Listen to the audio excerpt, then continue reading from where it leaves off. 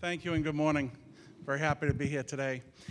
Yes, I'm John Curran. I'm the president and CEO of ARIN. ARIN is the American Registry for Internet Numbers. We're one of the 5 regional internet registries that Lise was talking about just a minute ago. ARIN was actually, we're sort of one of the later registries and one of the earliest registries, depending on how you look at it.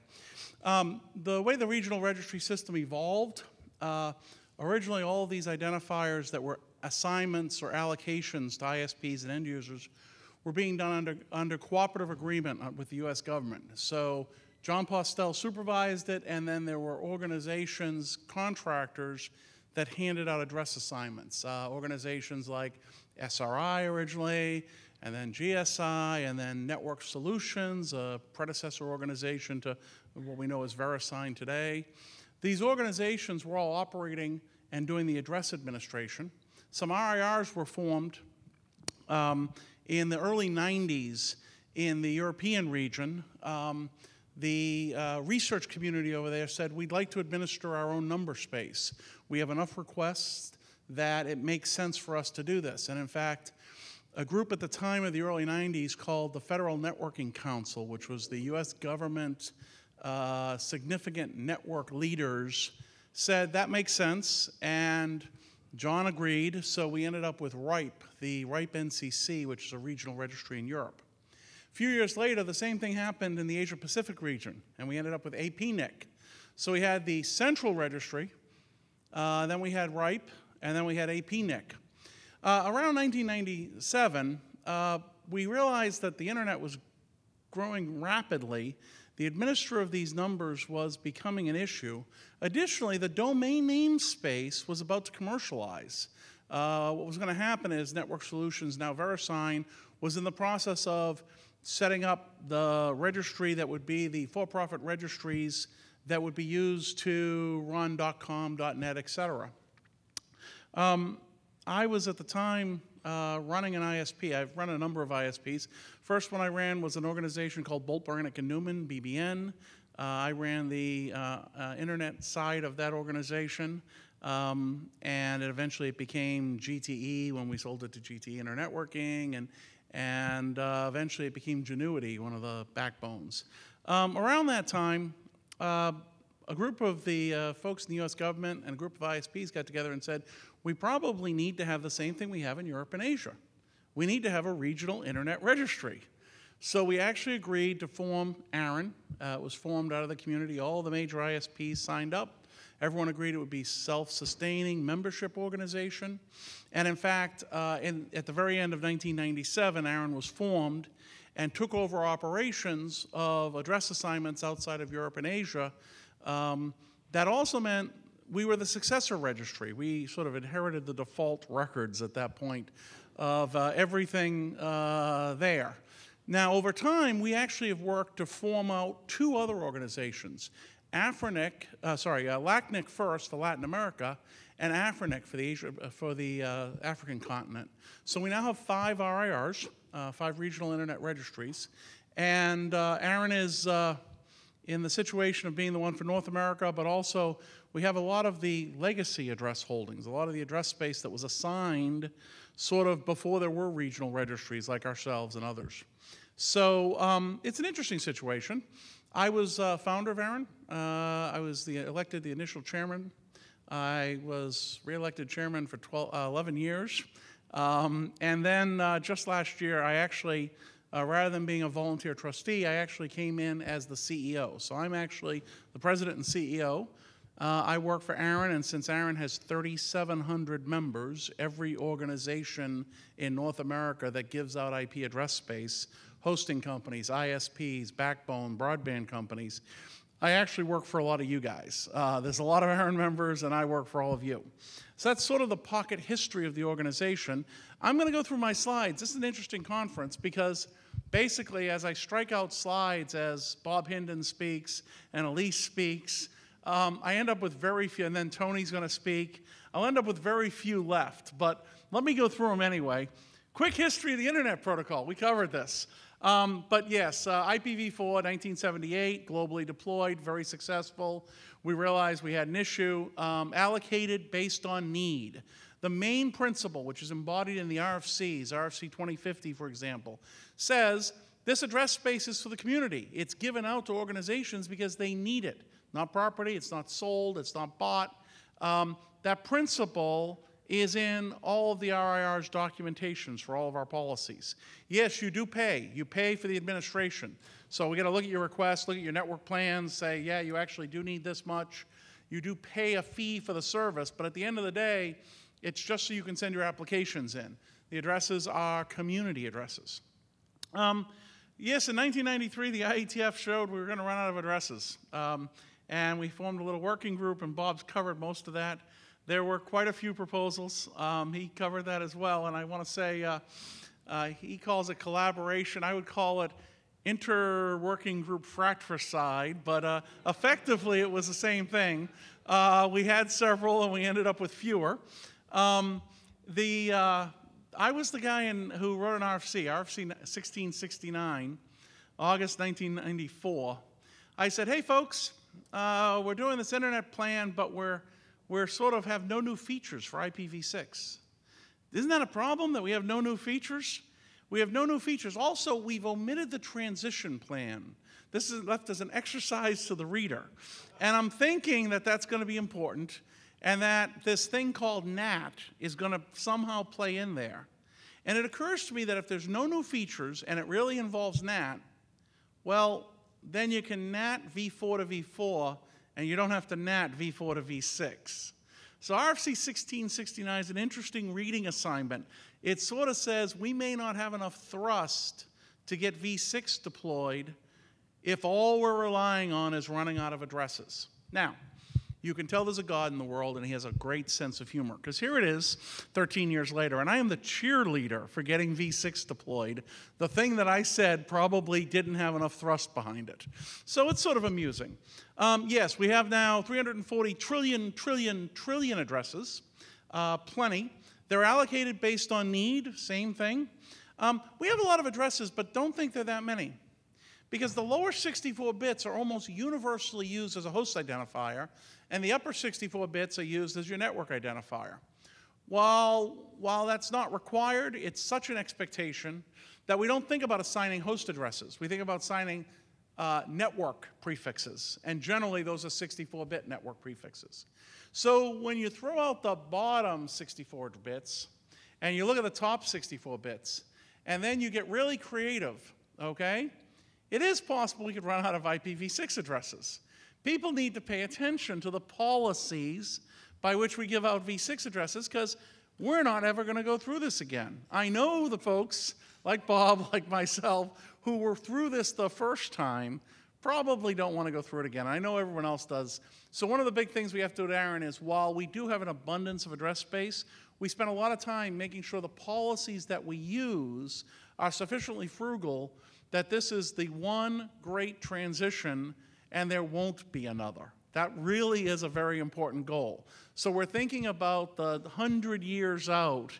We don't want a new internet protocol because we ran out of prefixes again. Okay, you know this summary. IPv6 addresses, hexadecimal, folks. Use colons, get used to it. Otherwise, very similar. Address space utilization. This is what the free pool looks like as of, just a few weeks ago. It's actually lower now, which is scary. 81.64% is allocated. 13.6% we can't get back. It's gone. Where'd it go? Elise has it, actually, I found out. The IANA actually has reserved this because the IETF told them to. So what do we have? We have, network 10 in all the private address space, RFC 1918. We have multicast. We have the Class E reserved space. We have a bunch of space out there in IPv4 that, for one reason or another, isn't available for general allocation. That's about 13%, leaving us about 4.6% left and dropping. How fast is it dropping? Well, this is the last 4 years, showing the available pool in /8s as it quickly runs. If I actually looked at that last line and I started drawing 2011, we would be, if I drew the next quarter of 2010, we'd be down to 12/8s. So, allocation. Historically, the allocation's been very even, meaning since 2000 or so, when we had all the RIRs pretty much running at full speed, the allocation between the 5 RIRs, the rate at which we're requesting, kind of matches the population area and the deployment expected.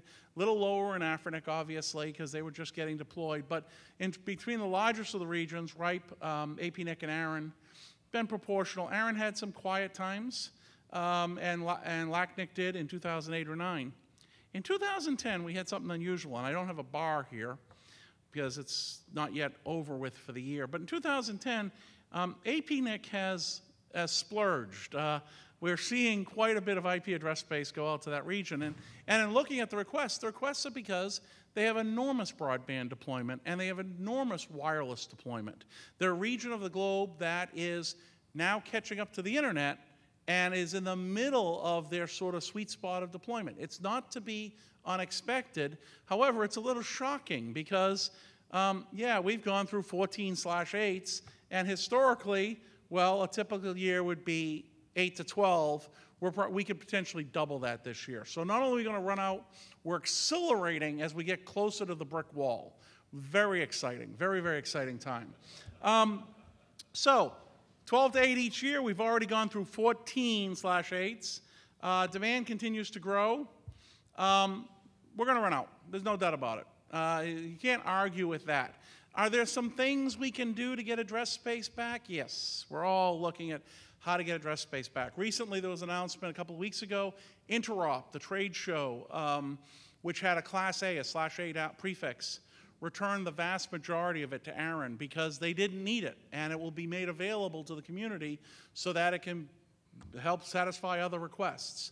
We've historically had organizations like the U.S. Department of Defense, BBN, where I worked, Stanford University, all return address space. We're trying to bring that back. Folks, it doesn't matter how much is returned, okay? It could be 4/8s total, it could be 6/8s total. When you're going through 14 in a year, okay, you're still gonna hit the wall, okay? It really doesn't affect it. We're moving so much faster than the rate at which we could possibly recover address space that it's inevitable. So I have reporters ask me all the time, John, are we gonna, you know, is this gonna save the internet? Are we gonna have more time? Yeah, we'll have another month, one more month. But it doesn't affect anyone's plans in a meaningful way about what you have to do for the future. So you're gonna have to deploy V6. So we have this problem. Here's the problem. The switch over to IPv6 is complete when? When is V6 actually fully deployed? It's a great question, okay? Let's constrain ourselves to the public internet because, folks, private networks, I know private networks that still have protocols that aren't IP on them. They haven't switched to V4, let alone to V6. But if I just think about the public internet, when the vast majority of public refacing resources are IPv6 reachable in addition to V4, we're in a magic state then. You can then connect the customer to the internet with V6 and they can get to everything. That would be amazing. That's actually when we're done. Bad news, guys. That's a decade away, okay? We probably are going to have to think about how to get to IPv4 public resources, which aren't reachable via V6, for at least a decade from now. Now, in case you're not thinking about the implications of that, that means you're going to be configuring translation and transition tools for the next 10 years, okay? Not too late to become a literary major if you want to do that instead, but it's going to be miserable. We have a very awkward time. One of the things ARIN's been focusing on is telling people, very much so, yes, you need to make sure you know how to use V6, but in particular, we need to make the public resources V6 capable, because until they're all V6 capable, you can't use V6 only to connect someone to the internet. You've got to use V6 and V4, or you've got to use V6 in a transition technology, or you've got to use V4 in a transition technology. But until we get everything connected with V6, it's a big problem. So the good news is deployment's already underway. Organizations are attempting to reach you, your mail, your web servers via V6. ARIN's website is IPv4 and IPv6. When I send you a mail, we go looking for an IPv6 address record to see if we can hit your mail server. If we can't, we fall back to v4. When I type in your domain name, I'm looking for a quad A record so I can get to your server. If I can't, I fall back to the old IPv4 protocol, kind of like falling back to the fax when the internet's down, okay? So until your website actually has v6, I've got to fall back to v4. This has a whole bunch of implications. I'm going to go through this fairly quickly about what this means to everyone, but I would tell you that I think you'll find it interesting where the work ends up being done. Broadband access providers, this is you. So if you're providing access to the internet to consumers, you're a broadband access provider, okay? Your customers want access to the entire internet. No one is going to call up their broadband company, fiber, wireless, whatever, and say, hey, can I have just IPv6 internet? It's not going to happen. Someone wants access to the entire internet, okay? Your neighbor wants access to the entire internet. They don't want access to part of it. So this means that by definition, this is where the rubber hits the road. Because you're selling them internet service and you're taking their money. I guarantee you, if you sell them internet service and you take their money, you've got to solve the problem of how they get to v4 and v6 websites, not someone else. That is not someone else's problem. Now, people go, well, that's okay, I'm not a broadband service provider. Do I look like a cable company? I'm not a cable company. I'm not a fiber company. Okay, well, help me out here. Any of you guys run wireless networks that people use to access the internet? You're a broadband service provider. Congratulations. Aren't you happy? There's a lot of broadband service providers. Hotels, universities, buildings, conference rooms. The number of broadband service providers turns out to be a very large number. And it's a lot more people than you actually think about. Okay, this is a big problem. There's people here who will talk. There's actually great vendors around. There's presentations. But this is where the transition technologies come in. As long as you can get v4 addresses, you connect them up with v4, you don't have to worry. The moment you connect up a customer with v6, you've got to figure out how that customer connected with v6 can access v4-only websites. That's a challenge, okay? You need to study the transition technologies if you're a broadband service provider. That's where the work is. And that's, by the way, where some of the largest companies are spending their time right now, because this is non-trivial. We also don't know how well it scales. Back on transition. Turns out, for most of the solutions, you're going to be carrying quite a bit of state in your network. So we don't know how well it scales. We do know if 99% of the content is only on v4 and you connect someone with v6, well, every one of his sessions are going to be in your translation box. That's a problem. To the extent that we get content dual-homed, it actually makes transition devices easier to build, easier to operate, and perform better. Another reason to try to get content dual-homed on the internet. Okay, so if let's say you're an internet service provider, and I mean this by traditional backbone or business ISP, you actually now have two products. You may not realize it. You're selling people IPv4 internet. You're actually going to have people call up and say, hey, I want v6 with that. Can you turn it on? Yes. You need to figure out how to dual home your backbone so you can turn on v6. You may have people call up and say, can I just get v6? Isn't that amazing? If you're a broadband service provider, you may have someone call up and say, I just want v6. Why? Well, because I got v4 through this other thing, or it's through a special purchase agreement, or I have to use this provider. I don't have a choice, but I need v6 for my lab, or I need v6 for my website to make it dual-homed. Okay? So if you're a backbone service provider, you may have requests for v4. You may have requests for v4, add me in v6. You may have requests for v6 only. This is a product development effort. I don't know how many of you have ever worked in an ISP, particularly the larger ones, but it takes time to roll these out. Do you have time? Yeah, you probably got about 8 months. There's already vendors, there's already customers calling up asking your salespeople how to get v6 service or how to get v6 service turned on. Can you ignore that for a short time? Yeah. Can you ignore it next year? Probably not. Big issue. Content providers. We actually thought the content providers were going to be the biggest problem. And in fact, they are. The long tail, everyone know what the long tail is? The long tail is, while a lot of the content lives on very few websites, there's a lot of little tiny websites, millions and millions of them, okay? We're going to have a lot of trouble with those little tiny websites. But we thought all the content providers would be the problem. We actually thought, why would a content provider worry about this? I mean, shoot, put your foot back, kick your feet up, put your hands back, and say, you broadband companies, it's your problem. I'm going to stay on v4 forever. Why would a Google or a Facebook or YouTube, why would they worry about v6? No reason to. It's we already decided, it's the broadband company's problem. Content companies don't have to do anything. Well, yeah. Unless you actually care about the quality of your service.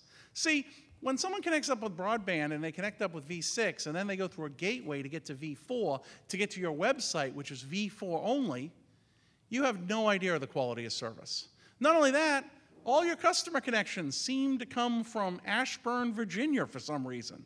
Why? Well, because there's a gateway there that someone's operating. So the biggest content providers sort of looked at this and said, so my geolocation's off, my quality of service is off, that's going to throw off my ads. What does ads do? What do ads do in the internet today? They pay all the bills, okay? So it turns out to be a big issue, okay? The major content providers are on top of this. The largest content providers, Google, Facebook, have all worked on IPv6. They have v6 parallel websites running right now. We'll come back to that. Running under a different domain name, but they're ready. And the reason they're ready is because when customers get connected with v6, they want the end-to-end connection to that customer. So the big websites aren't the problem. Next tier down, smaller websites, all you people who have blogs and hosted websites sitting out on web pages. I speak at hosting conferences, and I'll tell you, it's getting better.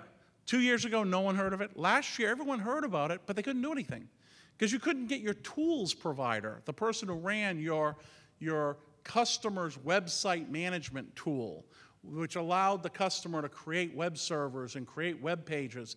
He didn't know how to do v6 assignments. The tools are getting there. If you're now a hosted website company, yeah, there's now a business. Same thing. You want your website to have v4 or v6 or both. That's coming pretty big on the website content providers. Let's say you're an enterprise customer. This is actually the easiest one.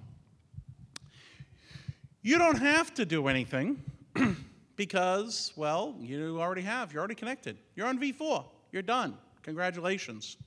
You were done 20 years ago when you had a fax machine too, right? Okay?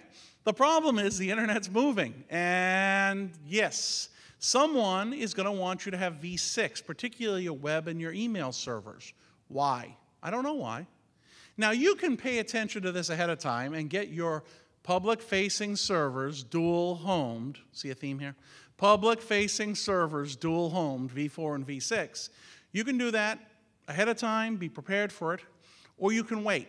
At some point, someone's going to run down the hall next year or the year after and say, I don't know what, I just got told by our board or our investor or our major customer that we're not ready for this new internet and we're behind. So this weekend, you need to stay here and you need to get v6 turned on. I don't know what that is, but have a good weekend, okay? If you like projects like that, you don't have to do anything. You're done. Congratulations. It's coming. It's on your schedule, okay? But if you actually want to plan ahead, now is the time to plan ahead. It's kind of your choice. Okay, equipment vendors. If you make equipment that is used in the public internet, you probably are late if I'm the one telling you about v6. But it does happen, and I spoke at CES, and like the audio video manufacturers are like, hello, what?